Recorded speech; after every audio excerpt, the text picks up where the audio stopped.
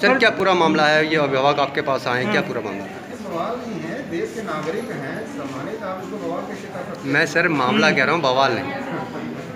ये चीज़ें ऐसी हैं कि जो ये हमारे अभिभावक हैं, जो आज के लॉकडाउन और कोरोना के कारण से प्रभावित हुआ है समाज, उसके बारे में जो विद्यालयों की फीस है उनको जमा करने के लिए और समय समय के जो शासन के निर्देश के क्रम में इनकी शिकायतें कतिपय विद्यालय उसको फॉलो नहीं कर रहे हैं।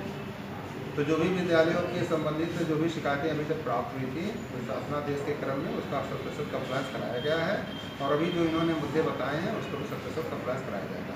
शासन के द्वारा जो निर्धारित गाइडलाइन है उसकी परिपूर्ण। ठीक सर, थैंक यू। जो लगातार इतने लंबे समय से समस्याएं चल रही हैं, उस लंबे समस्याओं का हल नहीं रोल। क्या नाम है आपका? अंकुर सक्सेना, अभिभावक संघ प्रदेश अध्यक्ष। क्या कहना चाहते हैं? देखिए, यहाँ पर हम लोग आए हैं माननीय डीआर साहब से मिलने के लिए कि अभी तक जो स्कूलों की लड़ाई चल रही है, लगातार फीस को लेकर दबाव बन रहा है और सरकार से बातचीत चल रही है, निर्णय अभी तक नहीं निकला।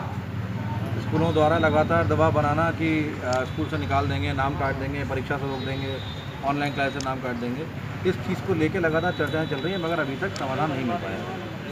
यहाँ पर हम उनसे कहने आए हैं कि जून के महीने में 2020 में जो एक स्वतंत्र विद्यालय अधिनियम 2018 आया था, कानून जिसे शुल्क विनियम कानून कहा गया है, उसके तहत एक समिति का गठन होना था, जो समिति बरेली में है, जिसको स्कूल की फीसों को तय करना है।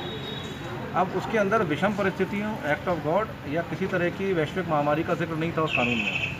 सन 2000 में उस कानून को जोड़ दिया गया है। तो उस कानून में संशोधन किया गया और जोड़ा गया कि वैश्विक महामारी के केस में दैविक आपदा के रूप में और असाधारण परिस्थितियों के अंदर कुछ निर्णय जिला शुल्क समिति ले सकती है। उस नियम के अंदर, कानून के अंदर एक बात और कही गई है कि 60 दिन नए सत्र शुरू होने से पहले स्कूलों को अपनी फ़ीस डिक्लेयर करनी है, ये बताते हुए कि पिछले साल कितनी फीस थी और इस साल कितनी फीस है। हमारा सवाल ये है कि जो 60 दिन पहले उन्होंने तो कभी डिक्लेयर नहीं किया, समिति ने उस पर कोई एक्शन नहीं लिया। अगर 15 दिन पहले भी उन्होंने जो डिक्लेयर करा है, तो पहले तो ये तय करें कि वो जो फीस स्कूल ने तय करी है कानून के तहत, क्या वो ऑनलाइन की फ़ीस है या वो रेगुलर फ़ीस है। यदि वो रेगुलर फ़ीस है तो आजकल पढ़ाई रेगुलर नहीं हो रही है, ऑनलाइन हो रही है। और यदि वो ऑनलाइन और रेगुलर फ़ीस को एक बताते हैं तो फिर उस पर शुल्क समिति को निर्णय लेना पड़ेगा कि ये फ़ीस दोनों एक हो कैसे सकती हैं। तो हमारा सवाल आज यही है कि जब इस एक्ट के अंदर इस पॉइंट को डाल दिया गया है, तो अब जिला शुल्क समिति इस पर काम करे और पहले ये तय तो करे कि फ़ीस लेनी कितनी है, फ़ीस होगी कितनी। जो डिक्लेयर्ड फ़ीस है वो तो रेगुलर स्कूल की फ़ीस है, और अगर वो ऑनलाइन नहीं है तो रेगुलर फ़ीस स्कूल नहीं लग रहा है, हम नहीं दे पाएंगे। और अगर रेगुलर फ़ीस नहीं है, वो ऑनलाइन की फ़ीस है, तो ऑनलाइन रेगुलर फ़ीस एक कैसे हो सकती है, ऐसा शुल्क समिति तुरंत निर्णय ले। जब इन दोनों चीज़ों को लेकर चीज़ तय हो जाएगी कि भाई ये रेगुलर फ़ीस नहीं है, ये ऑनलाइन फ़ीस है, ऑनलाइन फ़ीस 10 रुपये की जगह अब 6 रुपये तय कर दी गई है जिला शुल्क समिति के द्वारा, स्कूलों द्वारा। उसके बाद फ़ीस जमा करी जाएगी और फिर तय किया जाएगा कि असक्षम और सक्षम कौन है।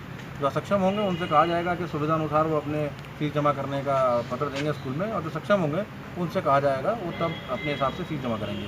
सवाल सिर्फ इतना सा है कि जब फ़ीस तय ही नहीं है, अभी कानून के तहत तय नहीं है, ये उत्तर प्रदेश के लिए लागू इसलिए है कि उत्तर प्रदेश में ये कानून है, बाकी प्रदेशों के अंदर ये कानून नहीं है।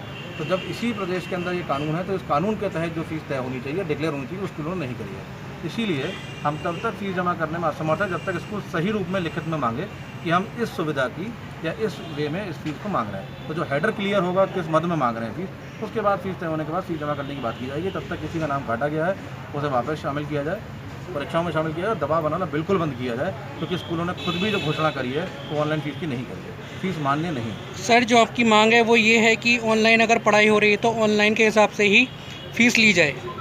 देखिए, ये तो मांग है, सवाल तो कानून के हिसाब से। कानून जब ये कहता है कि आप अपनी फ़ीस को घोषित करिए, तो उसमें बताता है ना आपने घोषणा किस चीज़ की करी है। जो घोषित फ़ीस है वो फ़ीस कौन सी है, हमारा सवाल ये है, क्या वो रेगुलर फ़ीस है या वो ऑनलाइन फ़ीस है।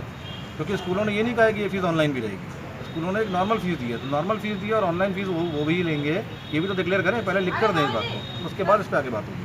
ठीक। एक अधिनियम में संशोधन किया गया है, उसमें विषम परिस्थितियों को जोड़ा गया है, जैसे एक्ट ऑफ वॉर, जैसे महामारी, ठीक है, या कोई इस तरह चीज़ों को जोड़ा गया है। तो जोड़ा गया है तो उसके तहत ये अधिकार जिला शुल्क समिति को रहेगा कि इसके अंदर वो सवाल जवाब करके किसी तरह की चीज़ को तय करने के लिए आगे बढ़ सकती है। तो जिला शुल्क समिति के सचिव होता है डी आई चेयरपर्सन है उसके अंदर डी एम साहब, ठीक है। मैं उसका अभिभावक प्रतिनिधि हूँ, लेकिन मैं यहाँ पर अभिभावक संघ की तरफ से हूँ, समिति की तरफ से नहीं हूँ। हमारी मांग आज केवल ये है कि ये पहले तय हो जाए कि असल में, अच्छा ये ज्ञापन एक आपको यहाँ था, ये जो है ये जो अधिनियम 2020 का जो स्वतंत्र विद्यालय संशोधन हुआ है जून के महीने, इसमें कहा गया कि जैसे अभी तक इसमें ये नहीं बोला गया था विषम परिस्थितियाँ या एक्ट ऑफ गॉड या वैश्विक महामारी को या साधारण परिस्थिति को नहीं बोला जाएगा कानून में रहेगा। तो इसमें अगस्त के महीने में माननीय गवर्नर जी की मोहर लगी और ये कानून में शामिल हो जाएगी। इस संशोधन के अनुसार अगर कोई भी जैसे इस कानून के तहत, तो हमारा सवाल ये है कि वो तो फीस डिक्लेयर करी थी स्कूल वालों ने कानून के तहत, वो एक रेगुलर स्कूल की फीस, ठीक है, या तो उसको